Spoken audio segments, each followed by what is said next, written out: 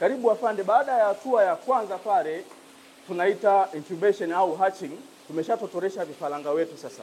Tunaleta katika ukuzaji wa awali au tunasema primary nursery.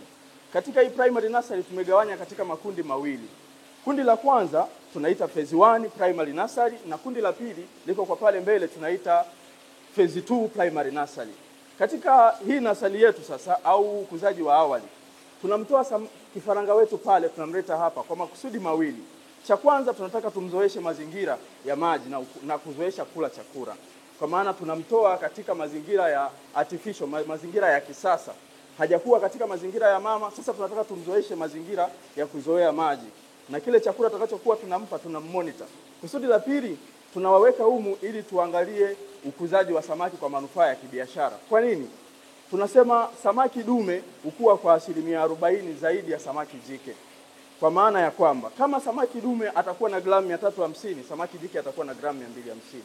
Lakini kimsingi ni kwamba huwa tunaua zile jinsia za kike kwa samaki ambazo zitamgharimu kadri siku 14 anapofikia umri wa kuzalisha ili asile. Kwa ule muda ambao sisi tunautaka sasa, ambao ni hizo 40% kwa manufaa ya kibiashara, sisi tunazitaka kwa ajili ya kumlisha ili wote sasa ndio tunaita hii process ya monosex, uzalishaji wa jinsia moja.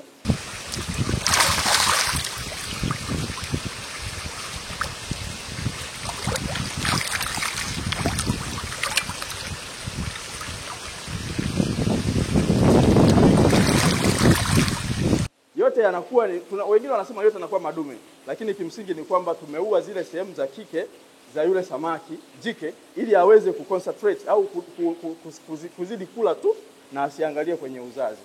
Kwa hiyo tunapomweka hapa, hii ni hatua ya kwanza tunaita phase 1. Atakaa hapa kwa muda gani? Atakaa hapa kwa muda wa kuanzia siku ya kwanza ametoka kule ambapo amefanywa hatching, baada ya siku 5 kutotoreshwa, tutamleta hapa hadi siku 14. Kwa siku 14 hii hatua ya kwanza inakuwa imekamilika. Tunatoka hapa sasa tunamhamisha katika hatua ya pili ambapo napo atakaa kwa siku 14. Tunategemea katika siku 14 hizi za kwanza atakuwa amezoea. Na kwa nini tunawaweka humu, hatuwaweki nje? Tunaweka humu ili waweze kula chakula ambacho ni homo tunachowapatia tu, ili tujihakikishie kwamba hichi chakula chetu sisi huyu samaki amekula kwa kiwango cha kutosha na ametosheka zaidi, kwamba ule mfumo sasa wa jinsia za kike umekufa. Baada ya hapo sasa, zumuni jingine tunaweza tuseme bana, sasa mimi sitaki kumlisha hormone. Kwa sio kwamba kila mtu atakayewaweka humu atataka kuwalisha hormone. Hapa tunafanya ukuziaji. Kusudi kubwa ni kuongeza ufanisi.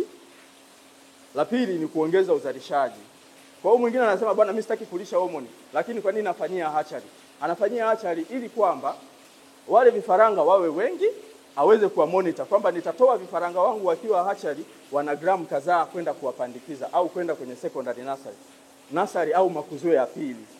Hichi hapa ni chakula cha mfano ambacho tumekiwekea hormone. Ningependa nikuonyeshe tunavyowalisha. Unawekea kidogo sana, ni spoon feeding, yani ulishaji wa kijiko tu. Na sifa ya hizi nursery tray zetu ni kwamba zinaingiza maji na kutoa. Ile bomba nyeupe pale ni kwa ajili ya kutorea maji, ili kama kuwa na uchafu, kinyesi cha samaki kile kinatoka hapo. Na pia inaongeza DO, dissolving oxygen, kiwango cha oxygen kwenye maji. Kwa huo ni mfano tu wa kile huwa ambacho tunafanya kwa kuwalisha kwenye hizi nursery zetu.